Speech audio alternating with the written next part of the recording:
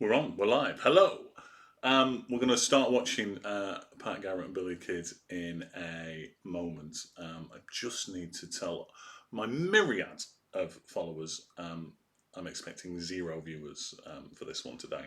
That I'm live. So just give me like 4 seconds or something. Have you all had a lovely day so far? Um,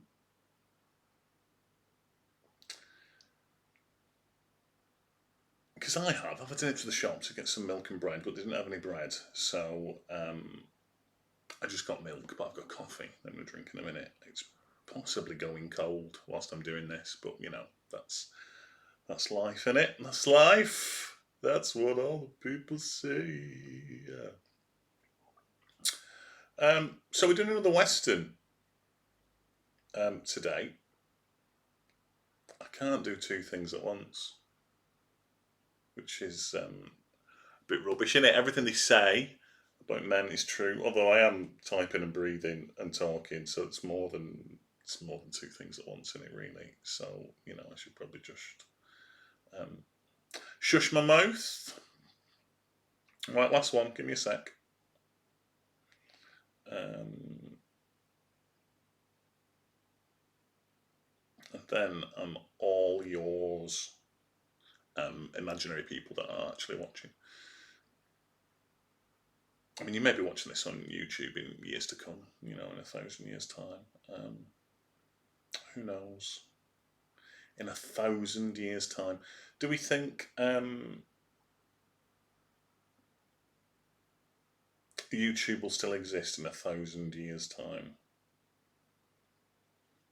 Be called something else. Facebook will own everything then, won't they? Or Apple. Somebody will. Won't be me, that's for sure. Um,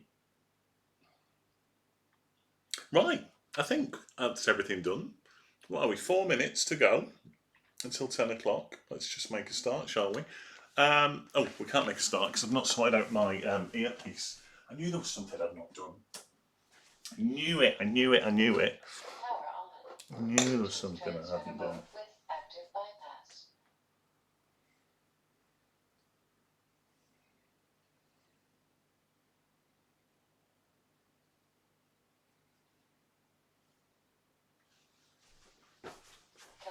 Connected. We're on, ladies and gents. There we go. I knew it. I knew there was something I hadn't done. And that's what it was, look. Right, let me just... There you go. So that's all done. That's there. Right, so let's start. Let's have the entry. So, for any of you that haven't, I just made the camera move then with my foot. For any of you that don't know yet, we're doing 1,001 movies out of this book. We're on number 297. So, Pat Garrett, Billy the Kid, Sam Peckinpah, 1973. Truncated, what's that mean? And neglected on its original release, Sam Peckinpah's final true western has been restored to something like his original vision and can be hailed as one of the director's greatest films. It opens in the restored version. I don't know if I've got the restored version. I've got the version that I recorded of Turner Classic Movies. So it might not be the version that the book's talking about. With Pat Garrett, James Coburn, in the performance of his career, being shot dead and flashing back to the days when he gave up being an outlaw and pinned on a badge to hunt down his former friend, Billy, Chris Christopherson, because this country's getting old and I intend to get old with it.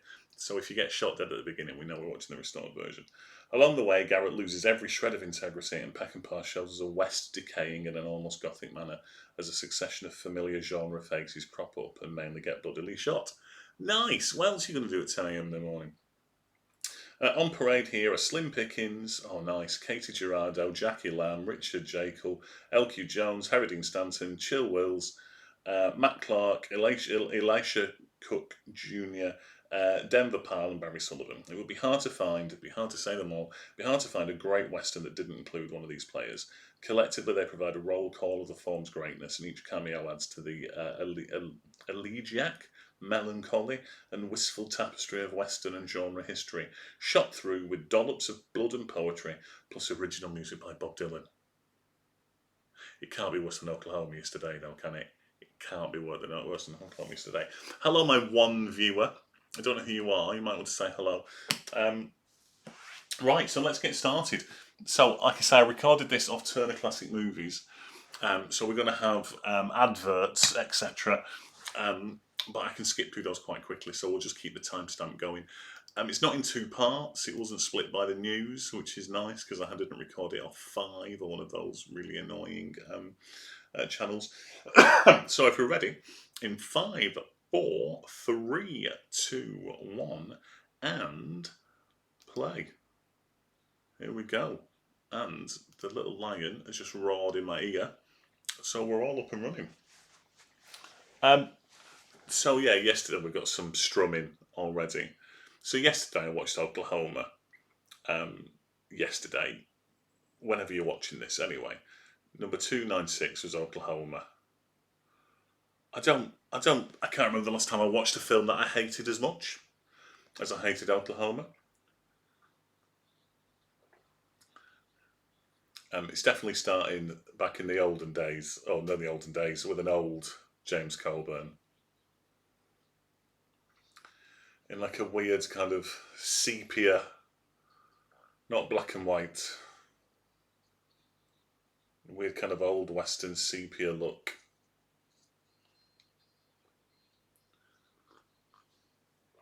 The dialogue's not very loud, but I can hear the strumming. There you go. He's just been shot, and a chicken's head has just been shot off a chicken. I've just seen there as well. I mean, that was a are those are. I'm assuming they're dead chickens that they're shooting the heads off, but that was still quite a visceral shot there. No, the chicken just turned its head. So it's the real chickens.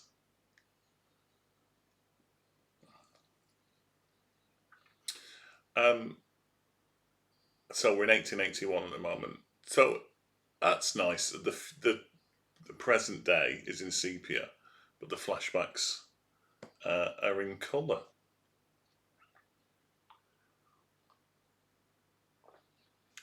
Which is quite interesting.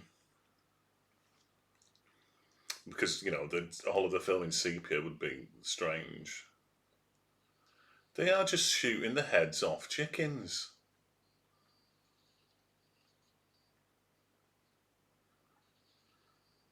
Which is rather odd. Didn't warn me about that in the book, did it? I'm sure this was on like mid-afternoon as well when I recorded it. The dialogue is very, very quiet.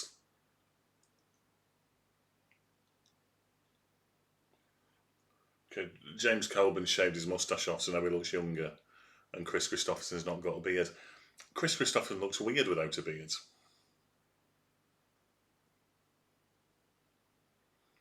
That fellow looks like John Hamm.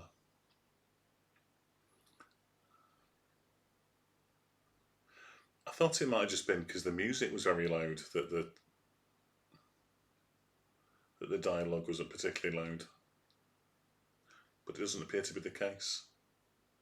You get some kids now to just pick up the chickens that have had their heads shot off. Senpak and Party the Wild Bunch.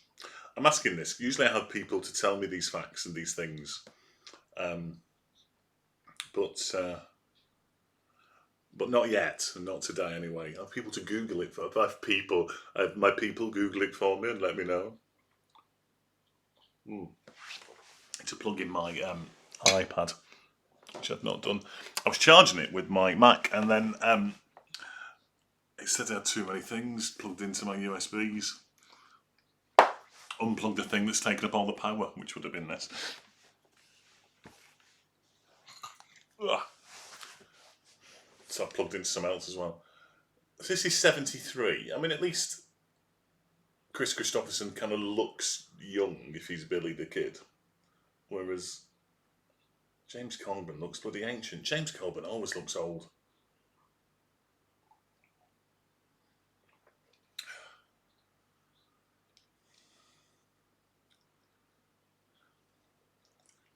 We did have some times, didn't we? Yeah, we're doing the old reminiscing already.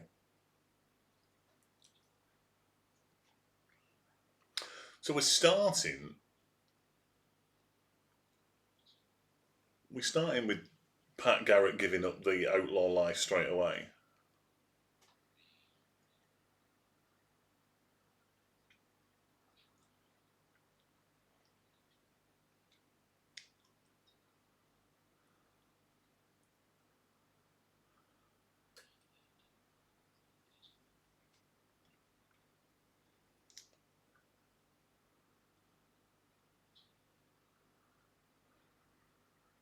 So we're kind of like start. We're not getting any of the history of them together. We're just getting. We used to be mates. So I'm telling to leave, and I'm going to be sheriff.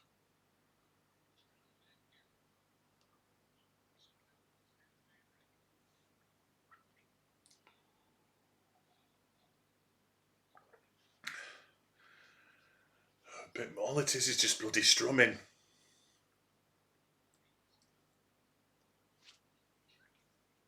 Times they are changing. He said times have changed, but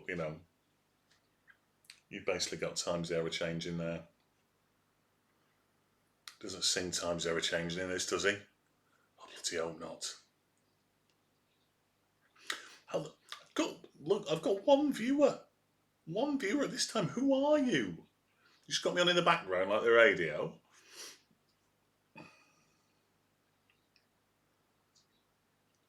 Adios, Pat. Adios, Bill.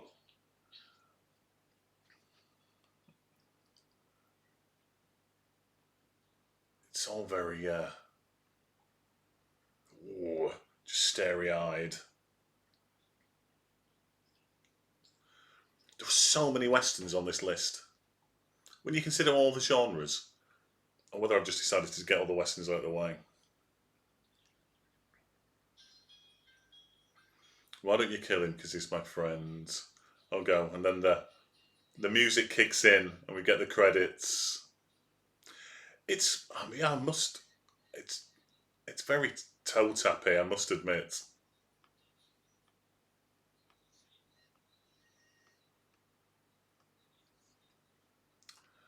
And it's got that yellow writing 70s kind of thing to it. I was saying the other day when I was watching Serpico, I didn't do it live, so I don't know who I was saying it to, but I love a good, I love a nice 70s police film set in New York. It has a wonderful kind of orangey kind of quality. Does that make sense? If you've seen the French Connection, for example, or something like that, it has or Dirty Harry. I know it's not New York, but it has that kind of that grittiness to it. Jason Robards. I mean, Jason Robards. Is Jason Robards still alive? He can't be. He must be about 157 years old if he is. Um, what was I talking about? Oh, that kind of gritty looking, proper 70s quality. Even Jaws has it. Jaws has that realness to it. Jaws is. I always say Jaws is like it's like an old Popeye cartoon. An old Popeye cartoon is filmed with Popeye going and people talking in the background and all that. And that's what Jaws has got. It's got like this realness, kind of hubbub of community and conversations going on whilst the film's kind of happening. You've got everything else going on around it. Just talking shit to myself now, but there we go. I tell you what's proper annoying me that the thing is a bit low. The talking. I've got my. It's on as loud as it will go as well. Especially because the music's so bloody loud. I think I need to get some better earpieces, is what I need to get.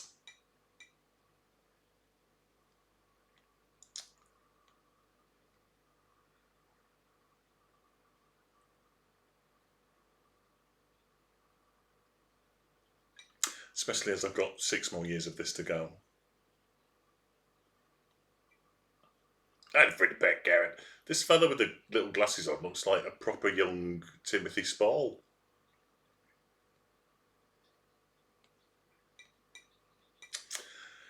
No, I don't want. I only want one, so I've got one in because I can't hear. If the Canadian's here, I can't hear what she's saying if I've got big headphones. I know what you mean, though. I know what you mean. I'd have to wear them like we've got a big shootout. You know, like DJs do when they have them on the back and like one off. But that's just a bit. I just need a better quality. I mean, this I picked this up from Tesco for about 20 quid. I just need something that's a bit of a better quality um, headphone. I think. Well, I mean, I would and possibly do. Have you been to IKEA already, or have you? Is this pre IKEA? Was IKEA like get it done early, get back?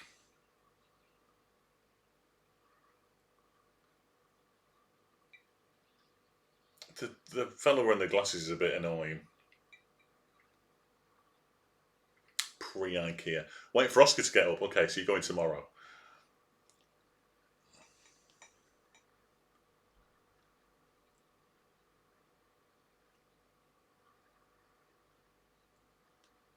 I mean, we're literally what are we? 10 minutes in, and they're already like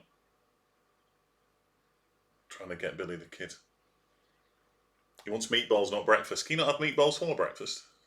It's a certain time when I've never gone to IKEA in the morning. I've only ever gone afternoon or evening mostly. Is there like a time on meatballs? I thought they'd just be smelling meatballs 24/7.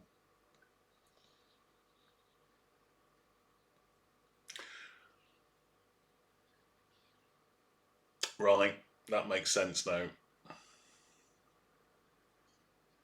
You are, and this is the first time it's ever happened, you are the same colour on the screen as you are on my chat list down the side here.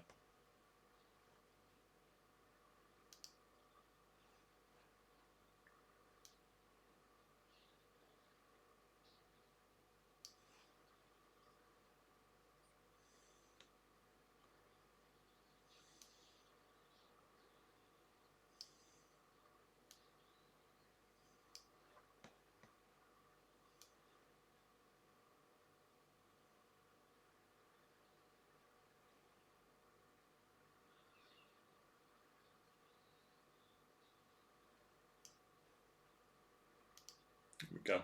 Move things around a bit, make things a bit bigger.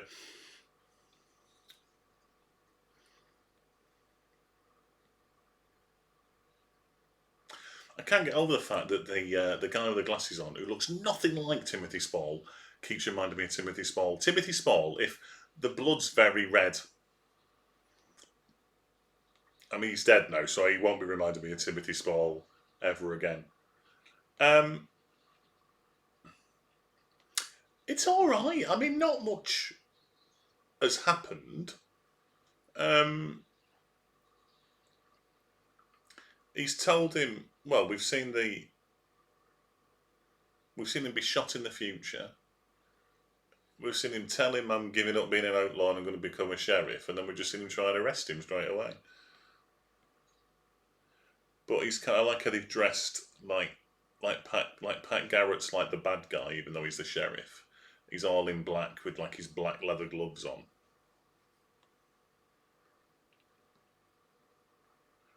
I quite like. He's very 70s. Look how he's holding himself there, like he's a Christ figure as well. Oh, I'm turning into one of those film twats. It's incredibly 70s. The music makes it so like 70s, but it's a western. It's odd. I quite like it though.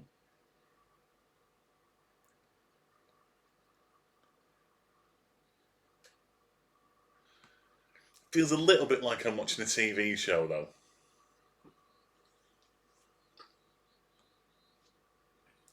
If again that makes sense.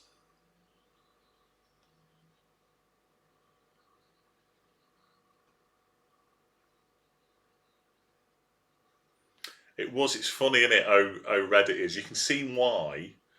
Um, Even though Hitchcock had made films in colour years before, you can see why he did Psycho in black and white and did the old chocolate sauce. There you go. I love that. What are you thinking of it so far? So I say, and then your industrial chandelier turned up instead. Um, your industrial chandelier.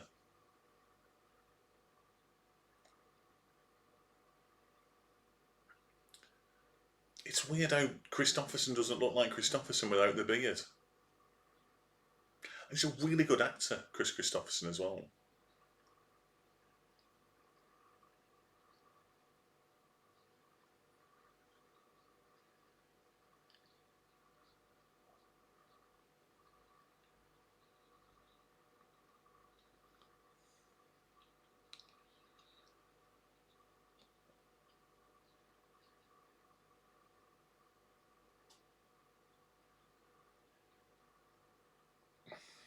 What looks younger without a beard? Or just looks different. He's just a bloody good actor. There we go. Um, there's a lot of grandstanding kind of chatting going on as well.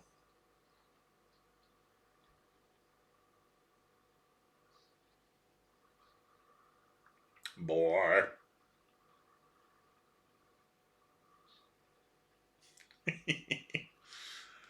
Oh well. I'm sure you actually mean the little fox in Wes Anderson's Fantastic Mr. Fox. He's called Christopherson, isn't he? There's a lot of boy going on. 2 days, boy. You'll hang, boy.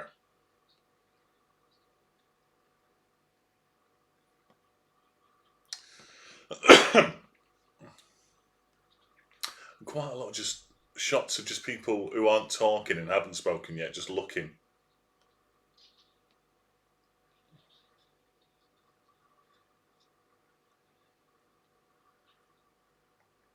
God damn it, Bob.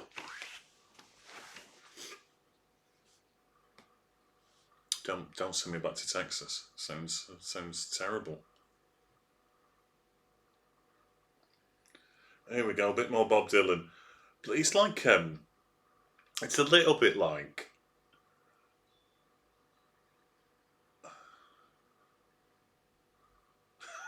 I said, boy. It always reminds me of Fog on Leg On. That's what it reminds me of. I said, boy, listening to me, boy.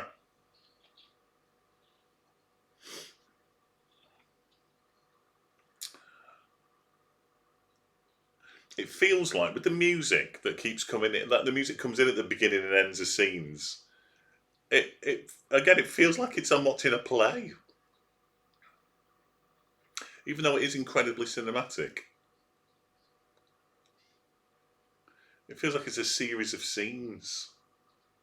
Oh, big head though, Annie Christopherson, even without the beard. I was going to say proper big forehead, despite the fact I'm sat here with my massive forehead.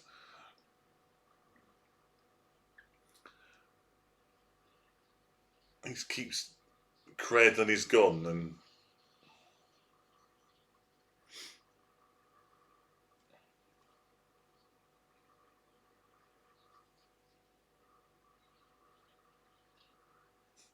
leave off, Bob. You've gone loco.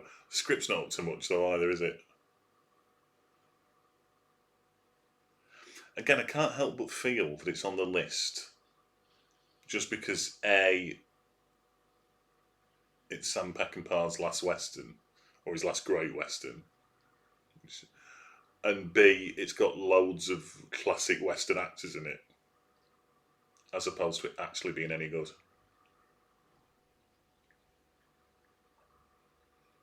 I mean, they've threatened to hang him now about 20 times in the last 5 minutes, but we've still got an hour and 40 to go, so I doubt he's going to get. Plus, he gets shot by Pat Garrett, doesn't he? So there's clearly an escape coming. But this is going on for a very long time. Well, yeah, I can. The music's decent. The music is decent, but there's only been one song so far. It's all been There's been plenty of plucking.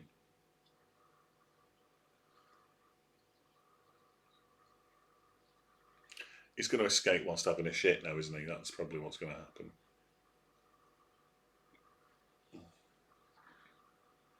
Typical. He's trying to have a poo, right? And someone's talking to him. Oh no, he's not trying to have a poo. There is indeed a gun hidden in all the paper.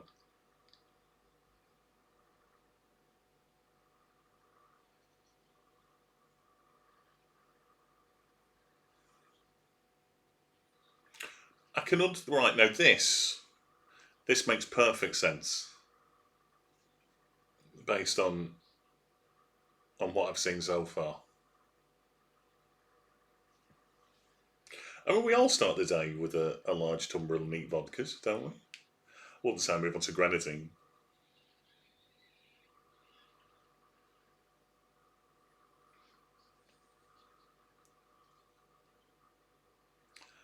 I think that's one of the reasons why I couldn't have children, apart from being too old now. It's the only time I get any peace when I go for a poo. Oh, adverts. Right, hang on. Let's skip forward. How many minutes of adverts do we have? Bloody hell, loads. At least 5 minutes of adverts there. Right, movies, we're back on. It does. Well, perhaps he's like, oh, lovely, some kids using the noose as a swing. That's a lovely moment.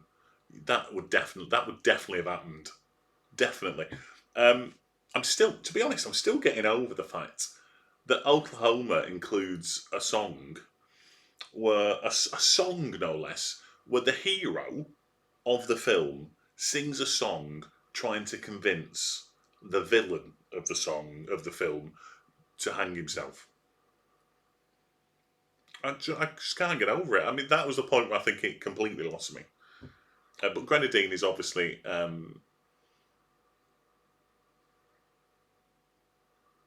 is kind of like a step back, and it's like starting with vodka, take it easy for the rest of the day.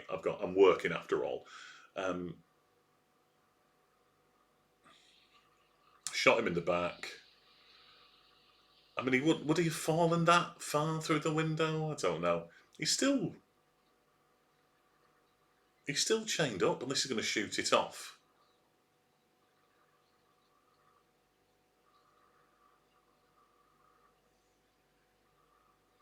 He's definitely going to kill him. Definitely.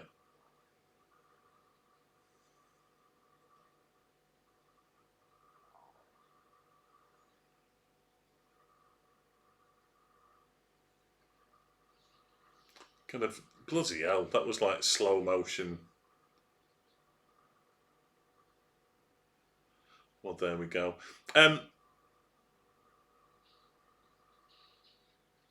Was he smashed up anyway? This definitely right. People would be like going, "Oh, yeah, what's wrong with that?" Definitely, like there's not enough parks. That's the problem. There's not enough for the kids to do.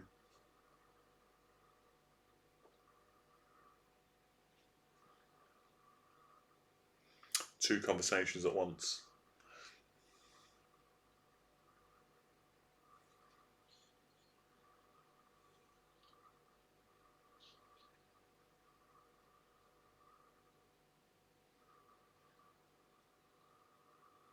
That makes sense. I just got a photo of the industrial chandelier for anyone who's watching this in the future.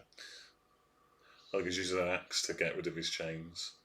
He's still got the bloody things on.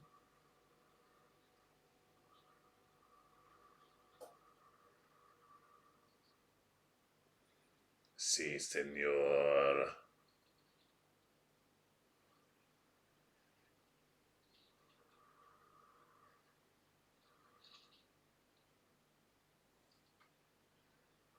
Just a terrible, like Mexican accent. Just didn't even compute. I just said it when I heard him say it. Si, senor.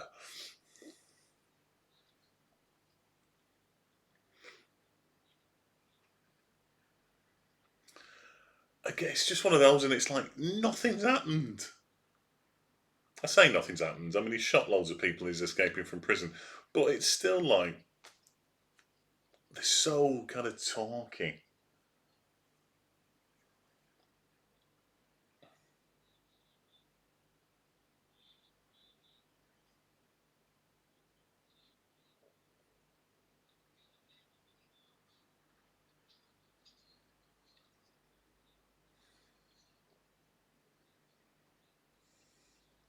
Now he's singing a song whilst he's taking off his chains.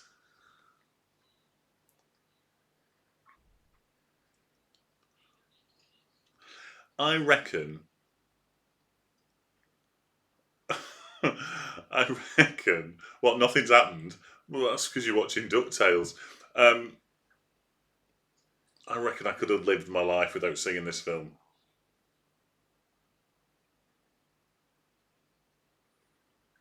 Cause that set there, it's so empty. It looks like a bloody Van Gogh painting. There we go. Next scene finished because we've got some. Oh, we've got some Bob harmonica. Has there ever been a fella who's had a music career based on just doing the same old tune over and over again? Oh, there is Bob. Horse isn't keen on being sat on it. Is that really Chris Christopherson? It can't have been. It's just thrown him.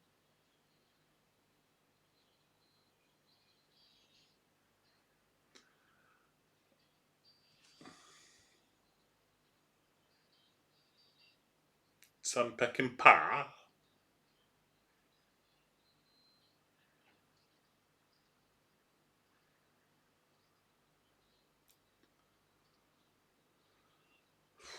I mean, the tone he's in now looks a little bit like It looks a little bit like Hill Valley in Back to the Future 3. Well, obviously in French, not in Lee. I'm not going to do a French accent, am I? I'm not a racist. I'm not. I'll raise my eyebrow then, but I'm not. I'm not a racist. It's just for comic effect, that, because of the whole Lee reference.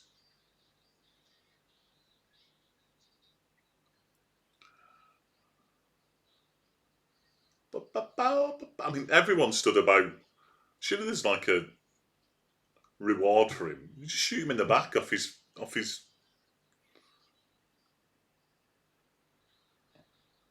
There's lots of smiling, men smiling at one another, and close-ups of Bob Dylan for no reason. He couldn't get on it without a step ladder.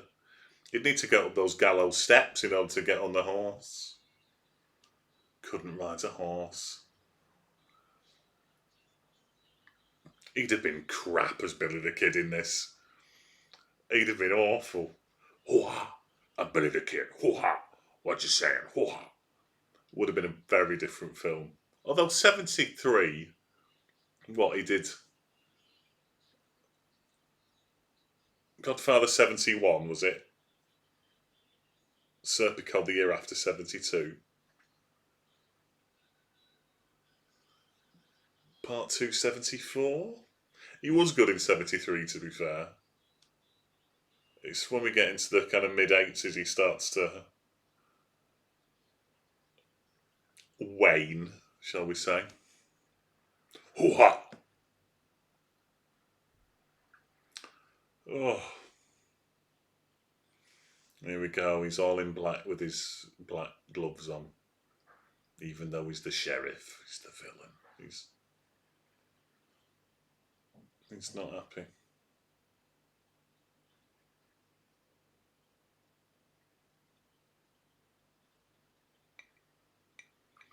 Yeah, he's like a different man.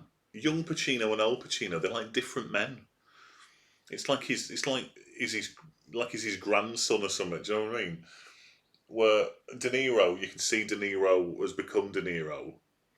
Where Pacino's like too, he's like become a caricature. He looks like a man doing an impression of an old Pacino.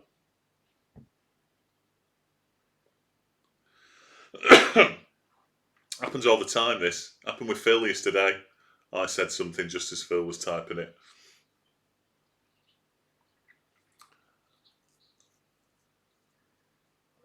Well, then he does. He just looks, like that beard he's grown, and everything's dark. His hair's dyed black, and his beard's dyed black. And you just kind of go, you look like you've gone to a party as Al Pacino. You got terrible bloody cosplay on, and he's just like going up. This is my Al Pacino impression. Oh ha! Bloody hell, James Coburn there's got hair like I have when I woke up. Has Bob Dylan got no lines at all? I know he has just answered that question. There's more flies knocking about. It's like Oklahoma's full of flies. But yeah, it's full of old bloody Western actors. Well, Diane Keaton clearly needs her bloody eyes lasering if she thinks that Al Pacino's still the love of her life. I mean, she really looks at him now and she goes, you'd kiss him, right? And his beard had imprint on you. Like if you look through one of those telescopes that have had the shoe polish on and you get a black eye, that'd be like kissing Pacino's beard.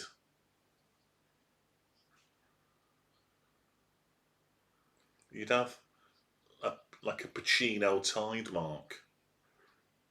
Hoo-ha! When I kiss you, it stays on. Hoo-ha, hoo-ha.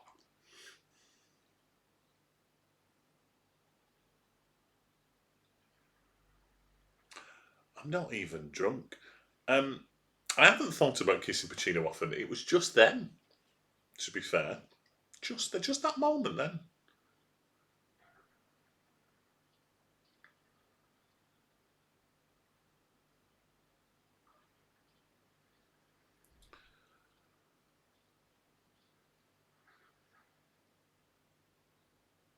I mean, this film loses points for me for having Bob Dylan in it. It's like one of them where you go, you know, James Coburn and Christopherson are actors, so you watch it and you go, well, no, they're modern day, but they're in a western, but they're actors, blah blah. Then Bob Dylan rocks up and I go, oh, it's a film in it from the 70s. In this, he's only 44.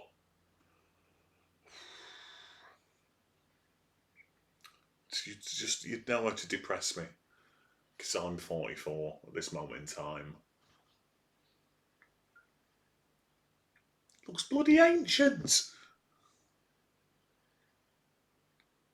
And he always looks old. He looks old in The Great Escape, and that's the 60s. Sam Peckinpah had no idea who anyone was because he was pissed.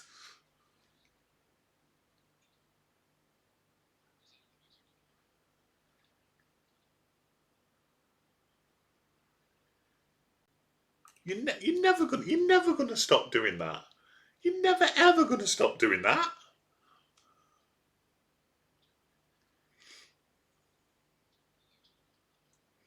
And you only do it as well. You wait until I go, oh, this actor, look how old he is. He looks far too old to play this character. And then you drop the old, I think we'll find he's 12 months younger than you in this.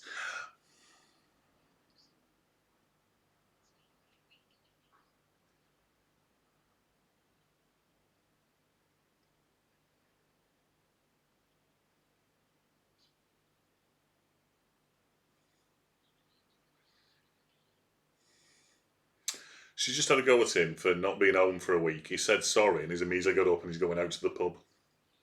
Yeah, I know. I know that's what you do. I'm well aware of what's going on. Well, yeah, Matt Hancock. He's about what? I think Matt Hancock's about 4 months younger than me. Matt Hancock. Oh, don't even get me started on Grundy. Grundy looks like he's done a deal with the devil, right, to have his portrait age whilst he gets younger, but the devil mixed it up. And instead, there's a portrait of James Grundy in the attic that's a baby, and he looks like he does now.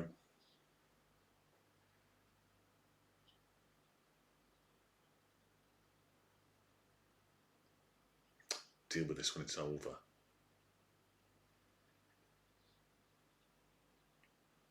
I'm thinking of putting my doctor's print here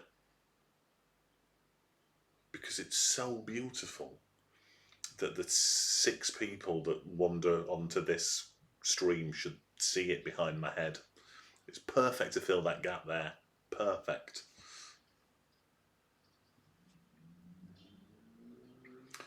We go. We got some more strummy music. I mean, it's almost got the feeling that Bob Dylan didn't even record the music. He just sat behind the camera, just randomly strumming to fill in the gaps. Here's Jason Robards. Go on, tell me Jason Robards is only 33 in this. Jason Robards has always looked old.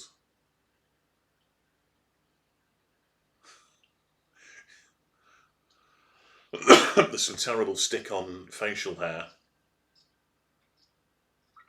That's for sure. Jason Robards looks like he's dressed as Colonel Saunders. Is it Colonel Saunders or Colonel Sanders for KFC? Colonel Saunders. Colonel Sanders. Don't know. Doesn't really matter, does it? Anyway, looks like him. Looks like the chicken fella. Coburn looking directly at that. What? See this. This here. But that does make sense. There we go. Sanders. So not Saunders then. Not Colonel Saunders. Colonel Sanders. Weird. I look like I've got tiny hands. I've got bloody Donald Trump hands. I don't like that. I'm going to hide my hand down there. Makes sense that Robards 51 though, because 20 years later he's the old granddad in Parenthood, isn't he? Do they say Colonel Saunders though, don't they? Even though it's spelled Sanders. Do they? I can't believe I'm watching Pat Garrett and Billy the Kid, and I'm mostly talking about KFC. There's a fella in this scene here around the table, and he looks like there's Glenn Close turns up in Hook as dressed as a male pirate, right? She's got like the stick-on beard and stuff like that. And that's what this fella looks like. This fella looks like Glenn Close playing a male pirate in Hook. Yeah, don't. Like, it's when I pointed like that, it's like my finger looked tiny. Tiny hands. I didn't know I had tiny hands. I'm not impressed. Had a bit of a cry, I think.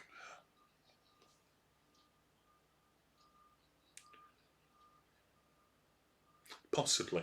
Yeah, all right. We'll blame it on that. We'll definitely blame it on that.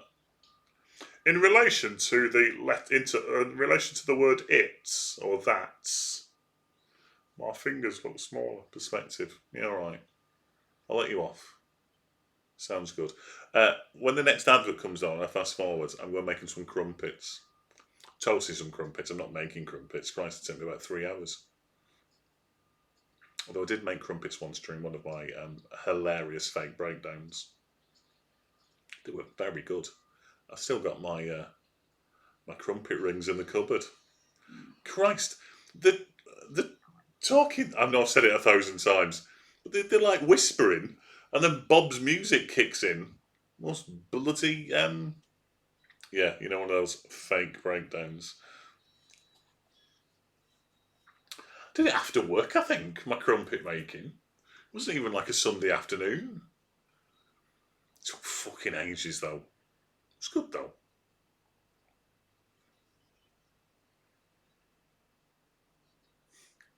Well, that's always the get out of jail card, isn't it? I was always planning on making pikelets. That's a lovely. We should talk about the film just slightly. It's a lovely shot there with the tree reflected in the water.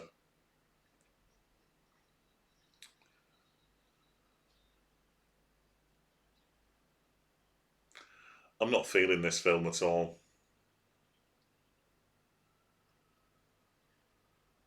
Even when it was supposed to be tense, with the whole jailbreak shooting people, it wasn't.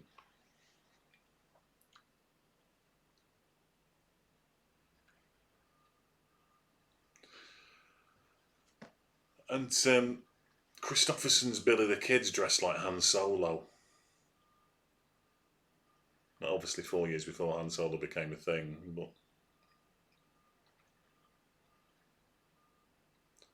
having a yawn.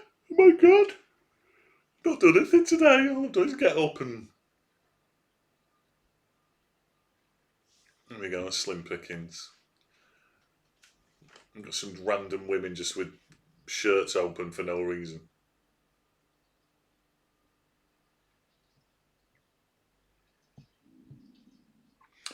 Yes, it's definitely the other way around. Han Solo looks like Billy the Kid. Um,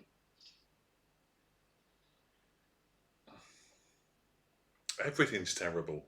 It's like there's quite literally just this um,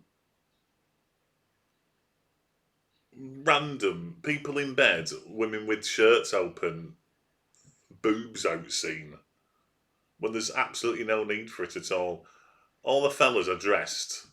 I mean, there's Christopherson's arse though, so at least you're getting a bit of arse.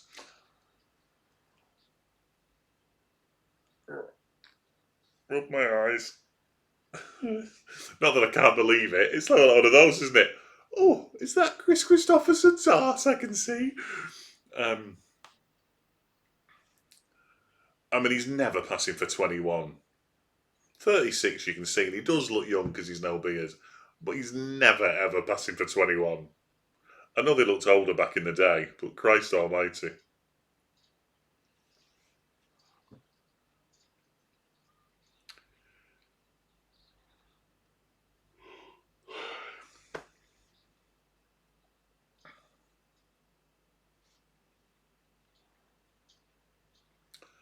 I've rubbed them now and now they're stinging, aren't they? What's happened. Urgh.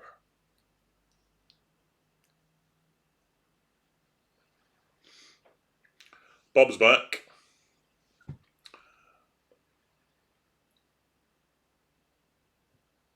Um, no, they did. I mean, they did, didn't they? They did look older back in the day. Bloody hell.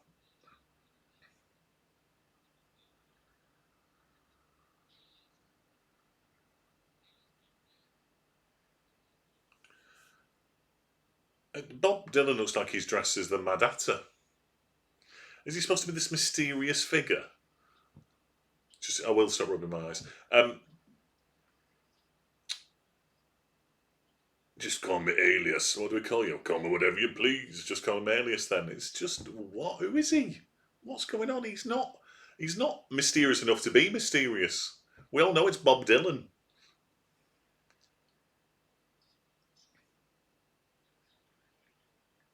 It's not, and I know like Dylan the Rabbit was named because he looked like Eric Thompson named him Dylan because he looked like Bob Dylan.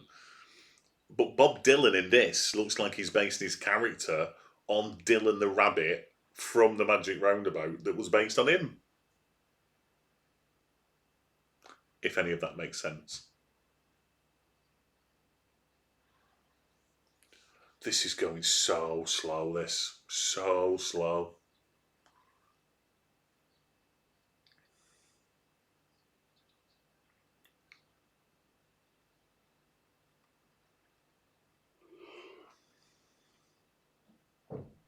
This is the sort of Western that puts me off Westerns.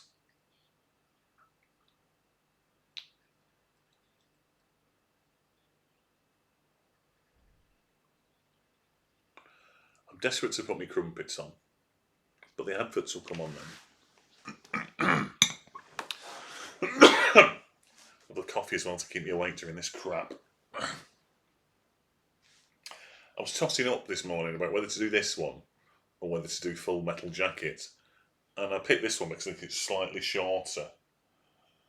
And I wish I put Full Metal Jacket on now. I love that. That'll be why the book talks about the restored version rather than the the original version. I don't know. I'll do it. I'll do it this week, possibly. Might be Thursday. Tomorrow I'm taking some shooting again, no, for no reason. Bob's just thrown a knife in someone's neck. Everyone else is getting shot, but Billy the Kid's not. Bob's just this weird thumbs up. Like he's never done a thumbs up before in his life. So tomorrow I'm taking Mum and Dad to the Imperial War Museum. So can't do it tomorrow. Wednesday I'm going into Wigan Little Theatre to help put up the set for Funny Money. So I'll be there from 10 a.m. So Thursday at the earliest. Let's do Full Metal Jacket. I'll do Full Metal Jacket Thursday morning. Because when else would you do Full Metal Jacket but a Thursday morning? I mean, we're coming dangerously close to number 300. When has enough time passed for James Coburn to grow a terrible moustache? There you go then. Thursday it is. Full Metal Jacket. Yeah, but remember, I'd done 231 before we started. So we're coming up to 70. 301 will be 70. When we hit 301 and we've done 70, I'll keep explaining this, I'm going to add the 60 from the full list. So we're going to shoot right up to 361. But then it's just plain sailing then to the end. But it opens up the full list. So remember, I'm not just using the book, I've got the 200 and odd from previous versions as well.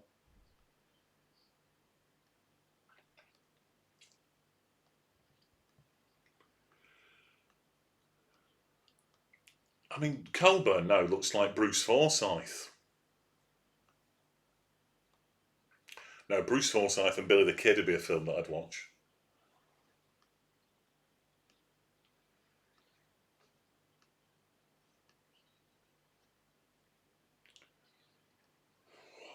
Does he honestly think Pacific Rim should be in the 1001 book?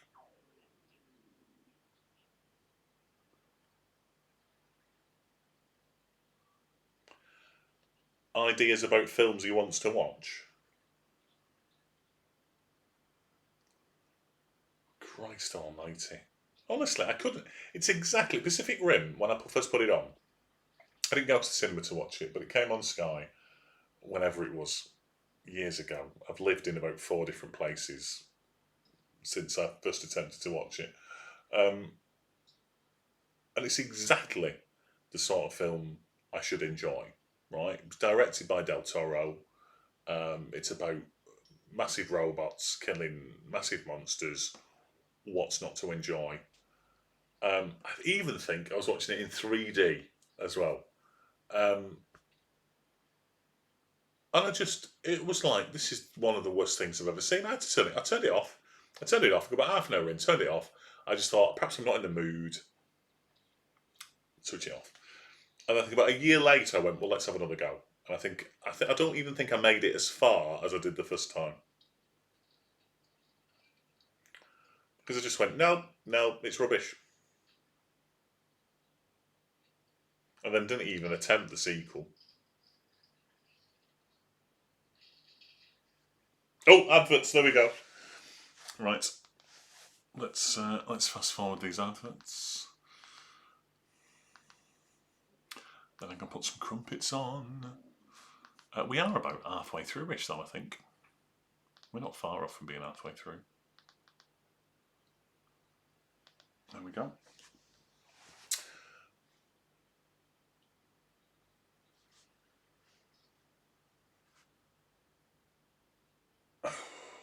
Look, it's the first thing I would think of. Jägermeisters. The first thing.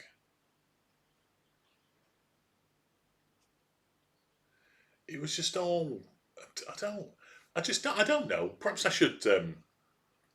Perhaps you should do a 1001 extra on Pacific Rim, so that I can just be really angry at it.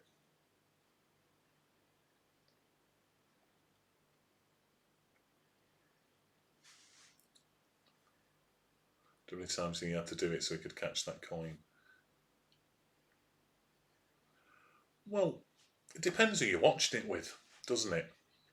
I mean, anyone who takes Poti, we're talking about, um, I think any grown-up that tells any other grown-up off, just in general, it's a bit odd. We've got some more shooting here. No, it's a woman this time. Some more terrible moustaches that have been grown. The shootouts are pretty decent, to be honest. But especially not when you're watching Pacific Rim. Christ almighty. If you were taking the piss out of The Godfather, I might go, come on now, it's a classic this. That's enough. But Pacific Rim? I mean, it's even called Pacific Rim, for Christ's sake.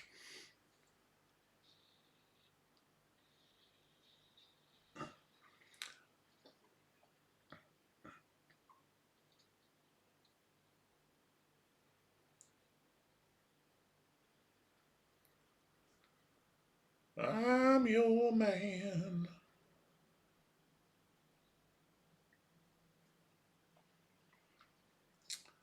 Well, it is, isn't it? I mean, it's the first thing that I don't. In fact, it's one of those that you don't even have to say because everyone's thinking it, isn't it? Someone says Pacific Rim, and everybody goes, rimming. That's what everyone does. So there's no need to even say that one. Or you say them, don't you, so that people go, yeah. Is that knocking on heaven's door?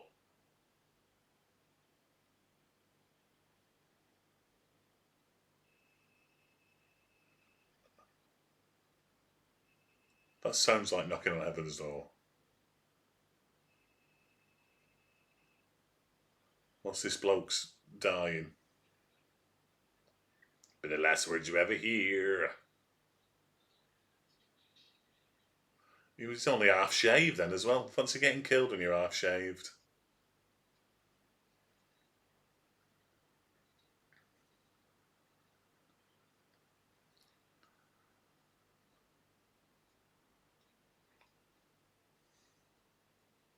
He does look like he does look like Bruce Forsyth. It's not knocking on heaven's door.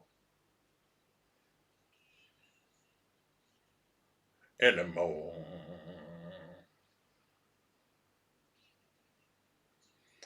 I imagine it did.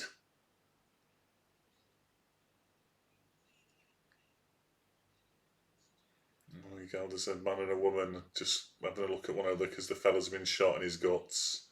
It is knocking on heaven's door. Again, completely take me out of the film. So did he write this for this? You learn something new every day. That just reminds me of Guns N' Roses do. Was it Guns N' Roses did Young Guns?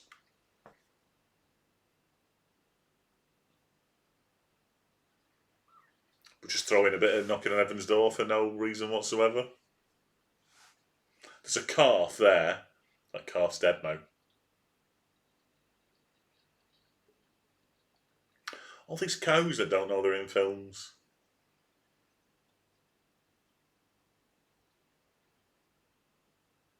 Some wild turkeys.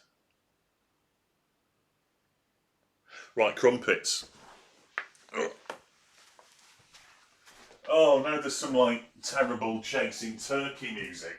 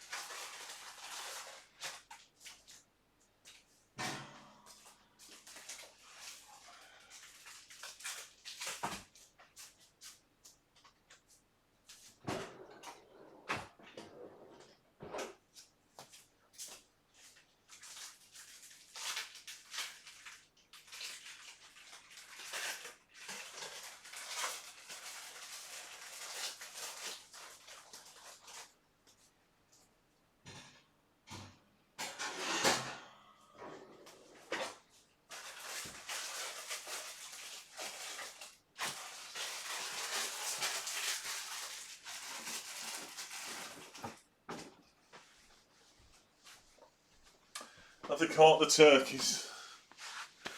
Oh.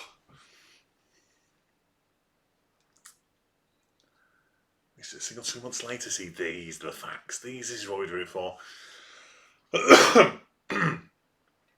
One day, we've got some more shooting. One day, I'll watch a film live that I enjoy.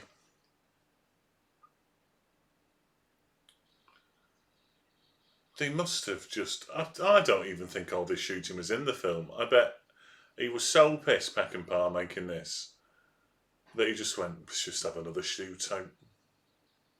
We've learnt all the lines, though, Sam. No. Let's just have another shootout.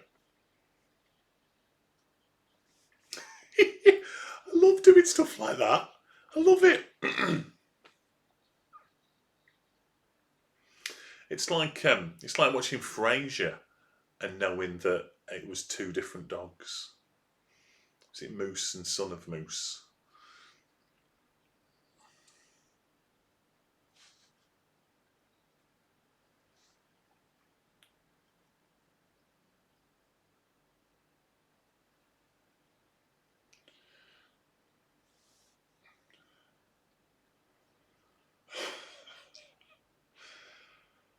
Oh dear. They could have done with losing more footage.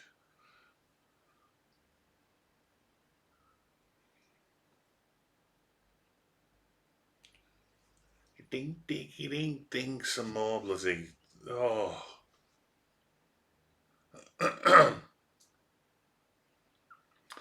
I know it's basically Pat Garrett trying to hunt down Billy the Kid.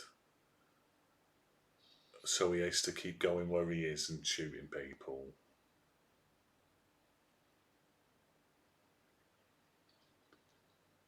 Is he throwing bottles in and then shooting them?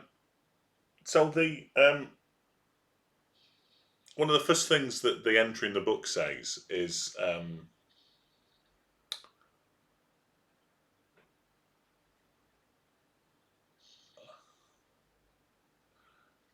that people didn't really like this when it came out in the 70s, or that it was a bit of a flop.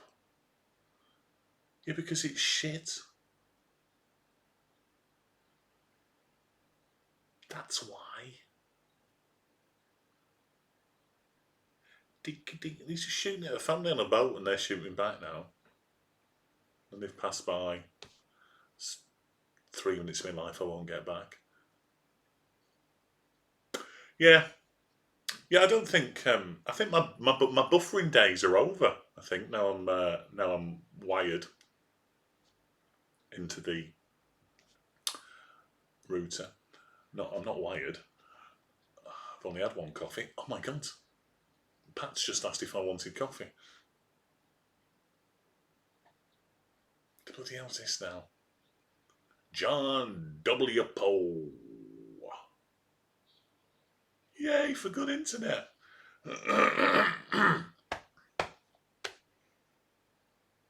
Best you get me crumpets and flip them over.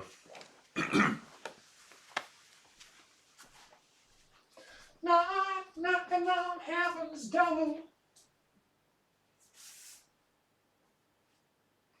Knock, knocking on heaven's door. No, not yet.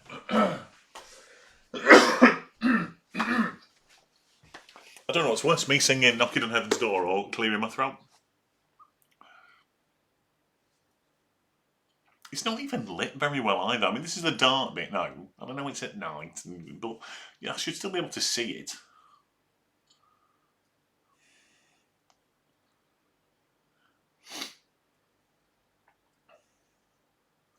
I definitely need a break from westerns after this one. There's a little bit of me just wouldn't really like to get them all out of the way though. I must have nearly done all of them now. I must have done. I keep putting the Naked Spur off, which I recorded off 5 Action or whatever a couple of months back. But I just can't. My God, see? I can't bring myself to do it. Just the thought of it's bringing me out.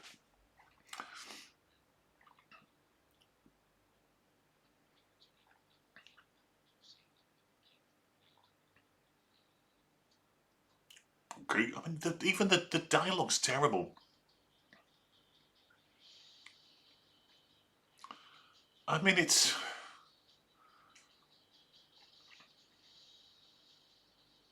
just not a very good film. It looks like one of. Hang on, I have to flip my crumpets. Hold that thought.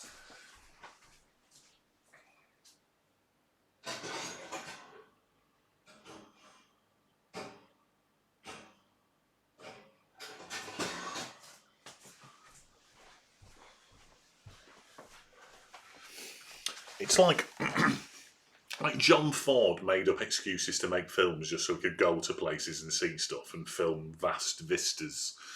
So, like, he made the African Queen, didn't he? So he could go out and hunt some big game. Which is it White Hunter Black Heart, where Clint Eastwood plays John Ford whilst he's making that film. This feels like Sam Peckinpah just wanted like a couple of weeks in the desert. So let's just go and film some stuff. He just really fancied just filming people shooting at one another or some horses just buckarooing.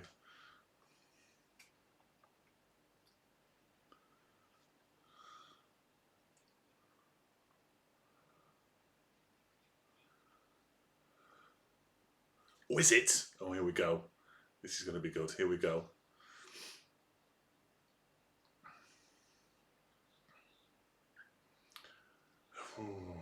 See, I'm quite looking forward to the Wild Bunch. I've not seen the Wild Bunch either, and it gets wasn't the Wild Bunch banned for a bit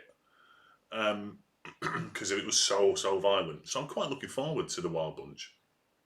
But it is this kind of I've got something to say, and something to the Western genre.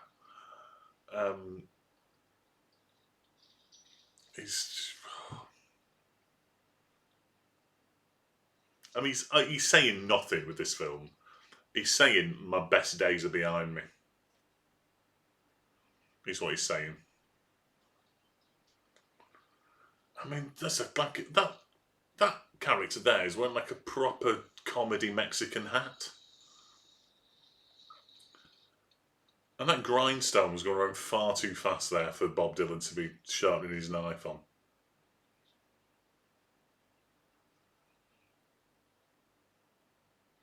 Accents like something out of the bloody Three Amigos.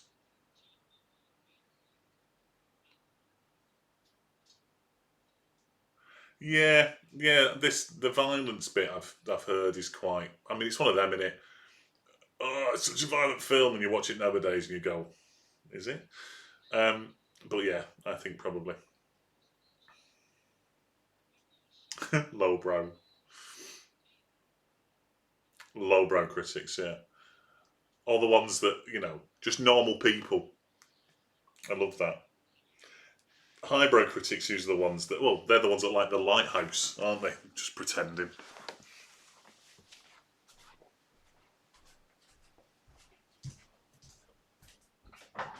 Adios.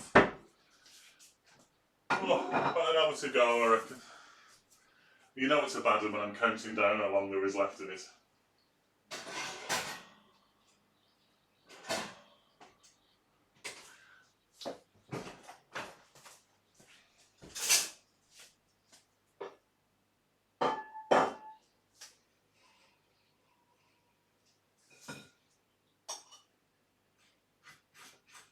Is that Dylan talking?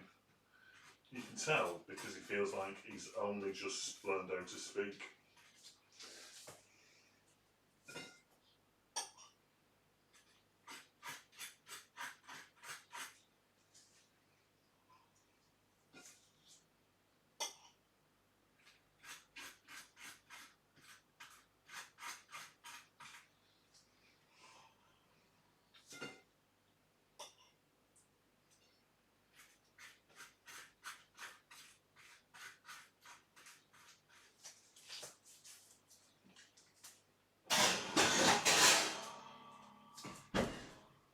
Oh, there we go, some more.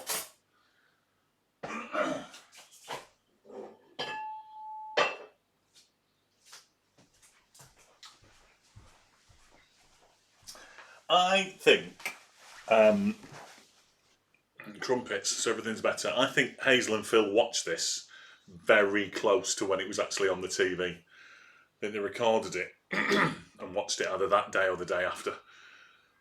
And I remember Phil saying it was okay, but far too much Dylan in it. And he's absolutely spot on.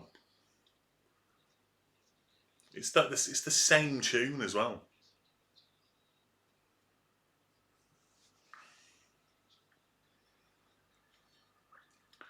Thrown in a "You're All" there.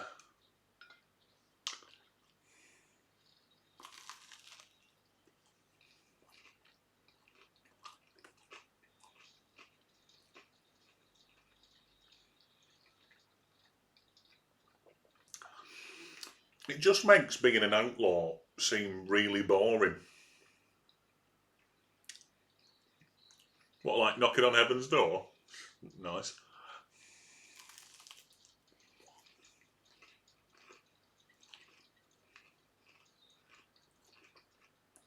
Couple of donkeys there. They're dead now.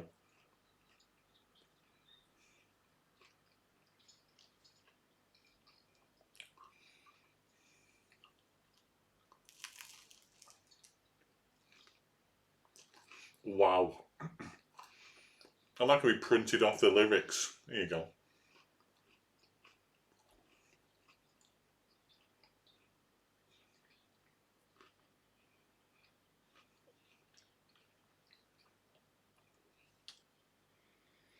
When he made this, bloody hell.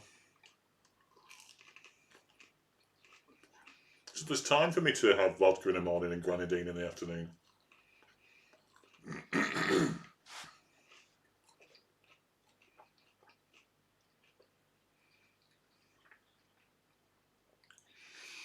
It does, it feels like they're just riding from place to place, and then wherever they go, they meet some old famous Western actor.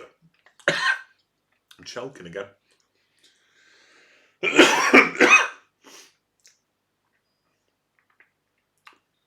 Definitely.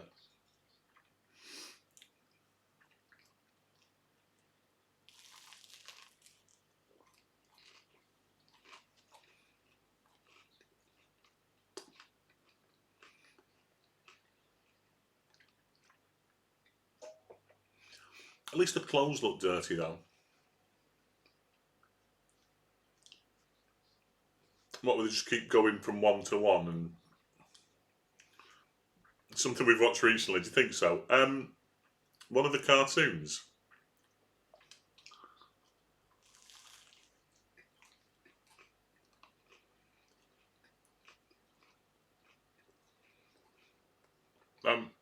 X-Men Apocalypse is like that. It's just a film basically where Apocalypse goes from. It's just one of those, like, it's the entire film is him just picking up mutants for a big fight at the end that he loses, even though he's the most powerful mutant in the world.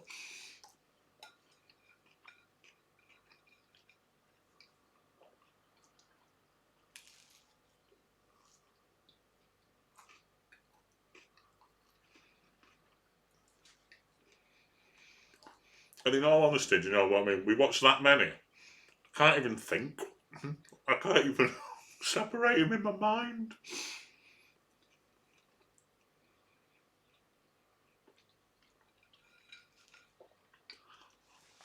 Aristocats is a bit like that. Right, hang on, I've got adverts.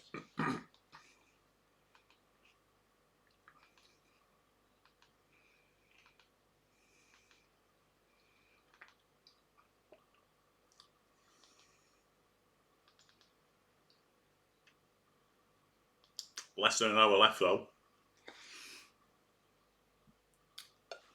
Yeah, do you know what I mean? They're all just kind of like, I don't know. I don't remember. I don't remember the storylines of any of them. It's like I've watched them all and I'm literally just going, don't know. I mean, fancy watching 49 films in 4 days. 49 in 4 days, just going, don't know. Don't know what happened in any of them.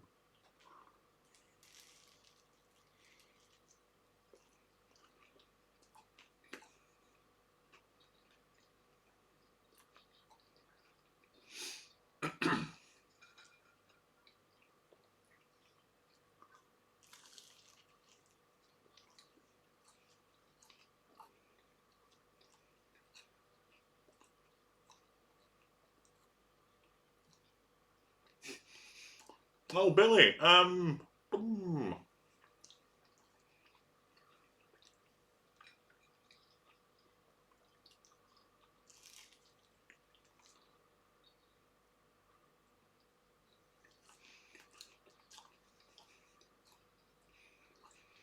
It's like it's a bit like all the cliches, except it doesn't have the excuse of being like a 1940s western that invented the cliches.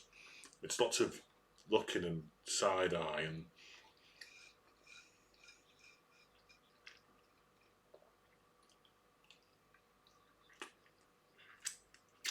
hello, sound off just watching me eat. That one. Hello. The Canadians at work. I could do this. I could do silent sound off eating. Look at my old lips there. You could say it was a bit Wizard of Oz. I mean, it's the most, it's the dullest manhunt film I've ever seen, I think.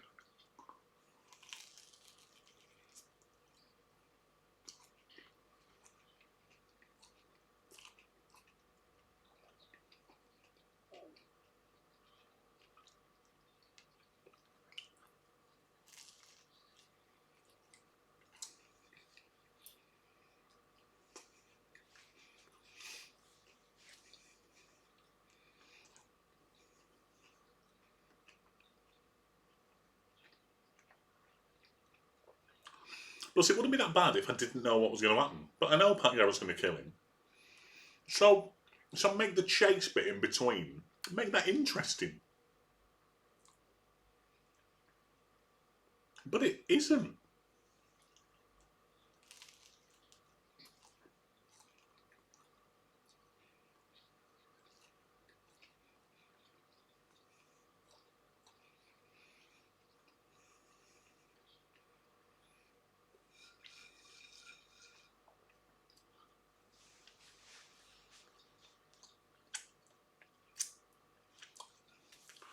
So we weren't supposed to get like the we used to be mates, but now I'm going to be a lawman scene at the beginning. It's crazy. That's the whole tragedy of the story, isn't it? That's the whole dramatic irony. That they were mates and then he was paid to go and catch him and kill him.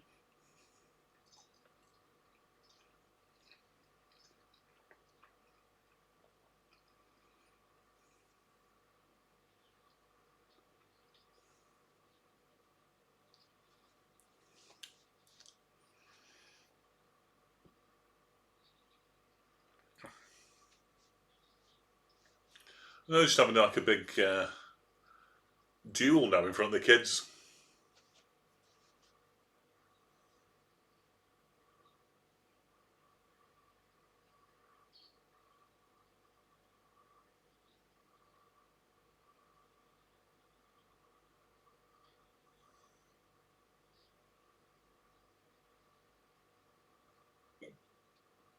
Dear me. I mean, he clearly wasn't going to step, he's just going to shoot him in the back. Are they not going to tell him?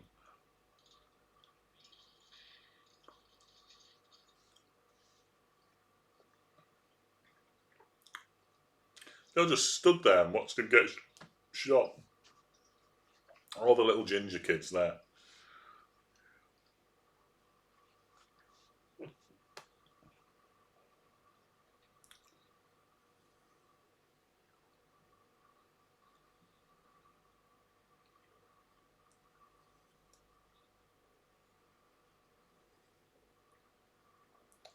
Some more knocking on Evan's door there. Bloody hell, that's only just big enough to fit on the screen, that's.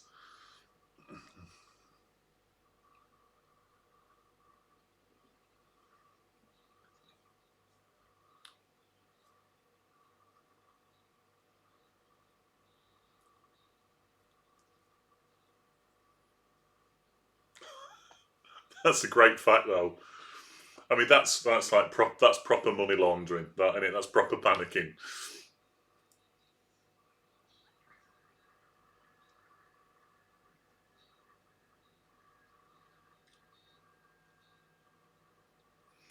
And then they didn't make any money anyway. Love it.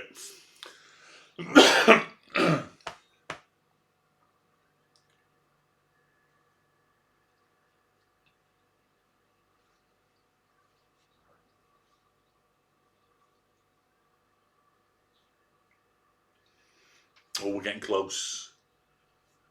Because Pat's in the saloon now and so's Bob.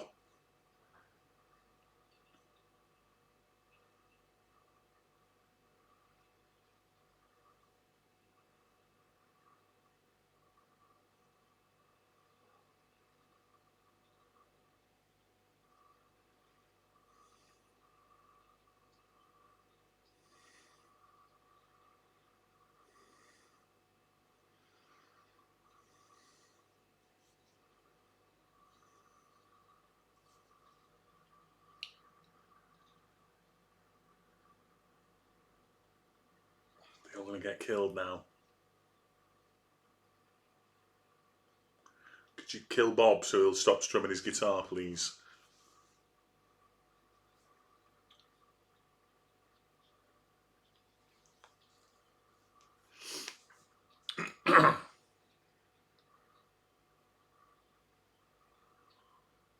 Bob there just going, no, I'm not going to bullets because I'm a knife man.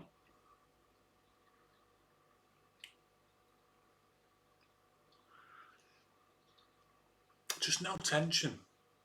I mean, this should be tense now. You've got Pat Garrett, you've got 3 of Billy the Kid's men in the same bar. This should be tense.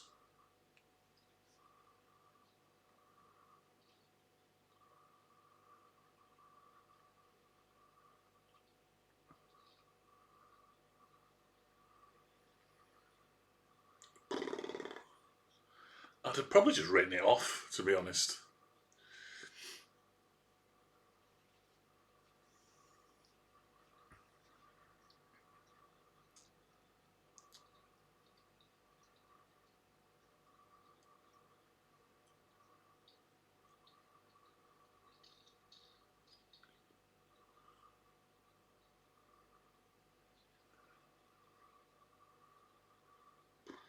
Gonna have another coffee, I think.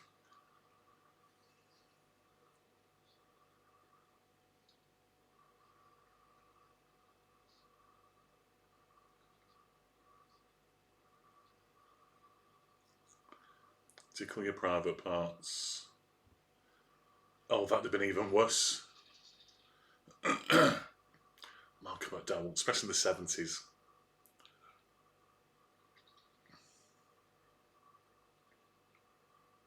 Although he would have been younger, wouldn't he?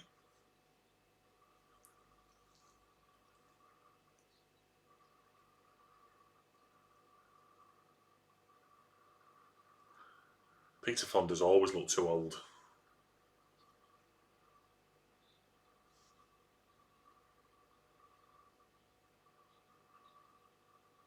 At least Christopherson is a bit baby-faced without his beard on.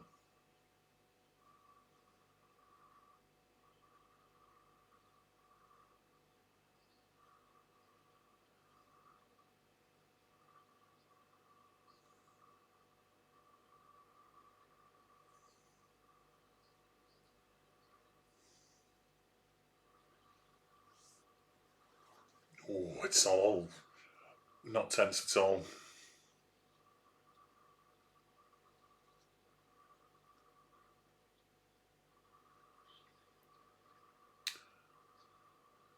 Pat Garrett's telling Bob Dylan's character what to do, like hit him with that gun, pull his hat over his eyes.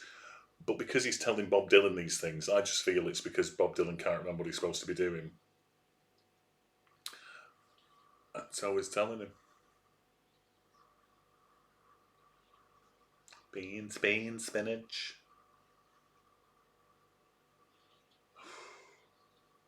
Probably because they couldn't get anybody to stick around.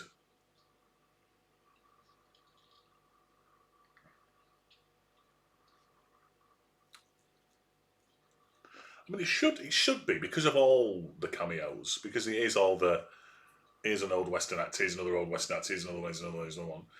It should be like it should be a classic.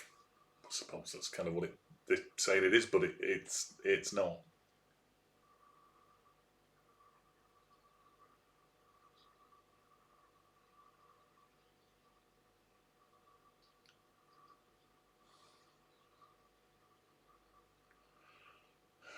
So Bob Dylan's character is reading out all the labels on the tins in the shop, and then another one is just drinking some whiskey. It's all it is. It's so many just little bits and bobs.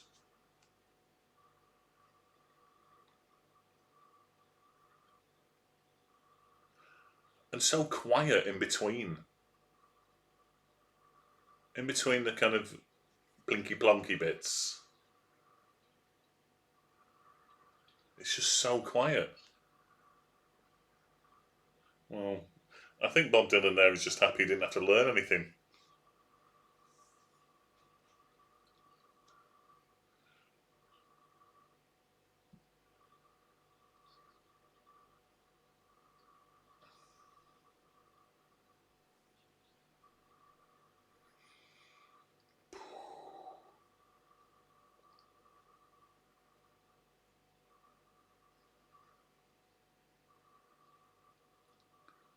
Oh, what's he looking at there? Is there a gun? Jack Nicholson and John Denver would have been insane. Shot him. I mean, I even thought stabbing him would be quicker than him pulling his gun. And we know it's the end of the scene now because Bob's doing a bit of strumming.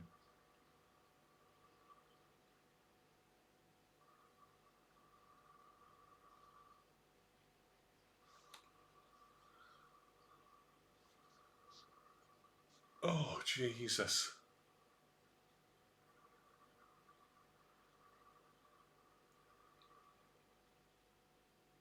Boy. Just shoot him, mate.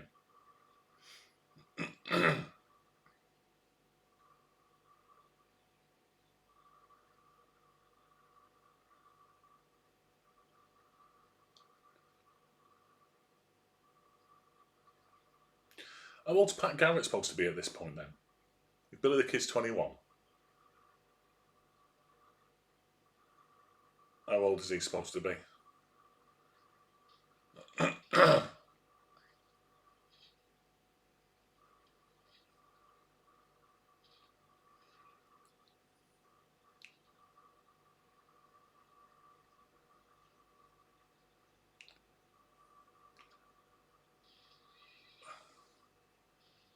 57. Alright, that makes sense then. That's alright.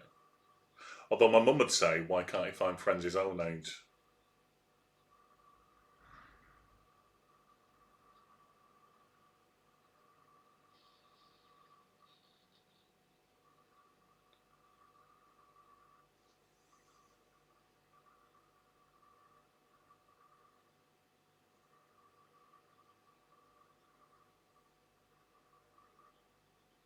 Yes. Absolutely.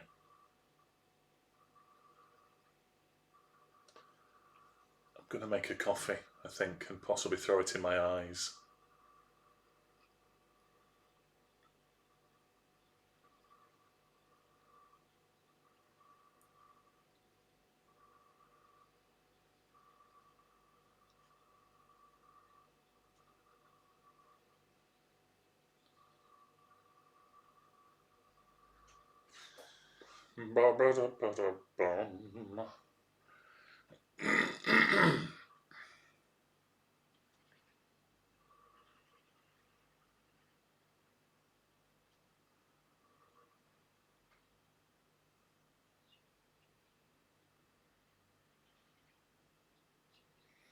He'd have been upset with how grey James Coburn is playing him, that's for sure.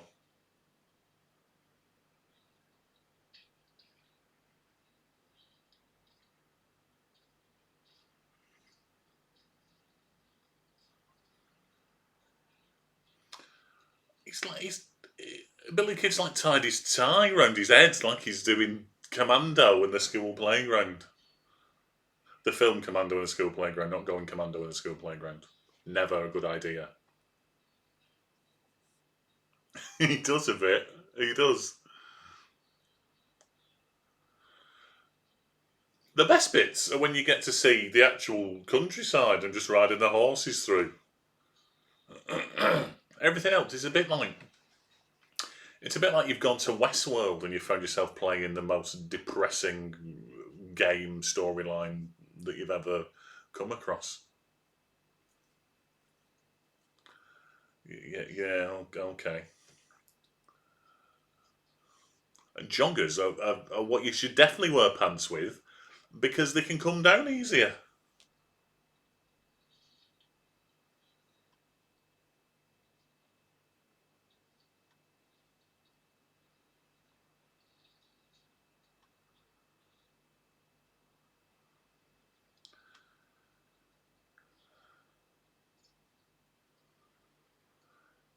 Beaver was his name. I forget, you can't hear it. I'm having a cup of tea, is what I'm having.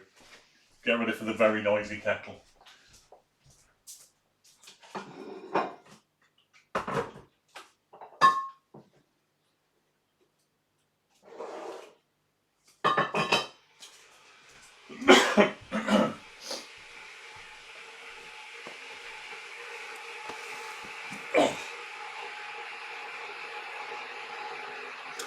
Um, Tom Selleck played a cowboy in Quigley Down Under, which has Alan Rickman playing the villain.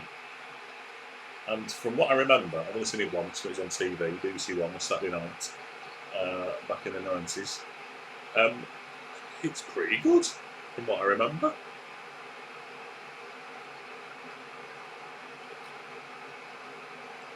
That makes sense.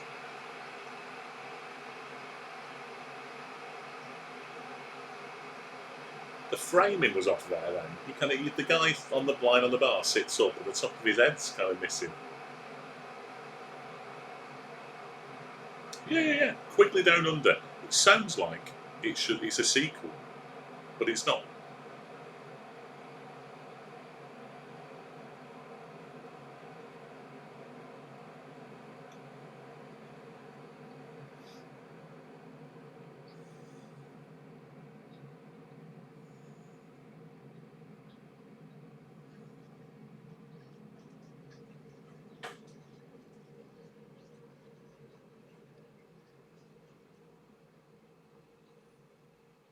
Which way do you want to go? Says the lady.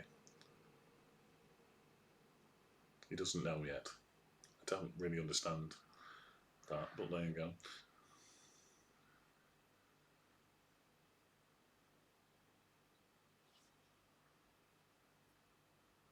The kettle's boiled.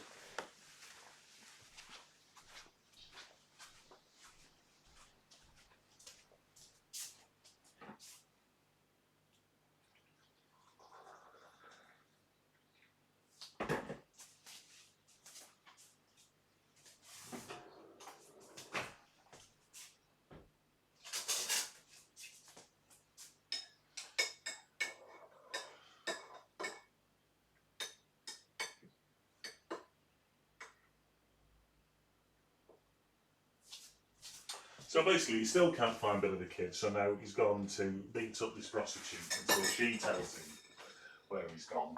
How she knows is a mystery.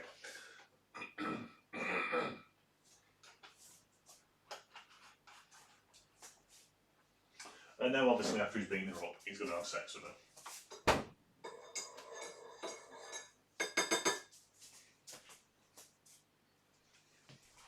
And the egg tide has been turned because he's not paying more than he needs to.